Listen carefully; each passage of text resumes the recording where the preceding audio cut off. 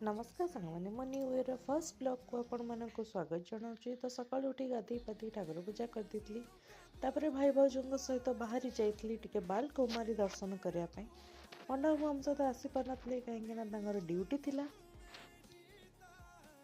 चलते ए चढ़ा आम पहाड़।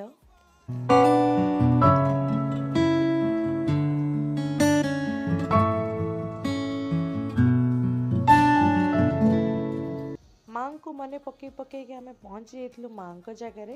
तापर स्टार्ट होता 305 चढ़ा टाइम। तो पाँच चढ़ी चढ़ी थकी जाइए आम टे मझे खाई काकुड़ी। खाई सारिक आम पहुँची जाइलु माँ मंदिर में। माँ मंदिर में पहुँची गलाठू जो खुशी से मो फेस रू देखिए जापारे। आम पहुँचला बेलू माँ नीति चलता। तो पहड़ पड़ जाता। पहड़ पड़ा टाइम आम चारिपट बुलाबुली करदेलु। माँ कि टाइम पर पहड़ फिटी जाता। माँ मुख दर्शन करके बुला देखिलु गुंफा गोटे। से गुंफा भितर पशिकी देखला से माँ काली पूजा पाँच। तो सेठी किछि भोग राग करी मुंडिया मारिकी पळे आसथिलु आमे प्रसाद सेवन करने। प्रसाद अपेक्षार आम माँ झील थिलु। प्रसाद आसला। प्रसाद बहुत ही टेस्टी होता। फोटो उठे आम घर को पळे आसथिलु। एमती किछि मो दिनटा कटि। तो आपण मानकर नुआ वर्षटा भल भल कटु। रही नमस्कार। जय जगन्नाथ।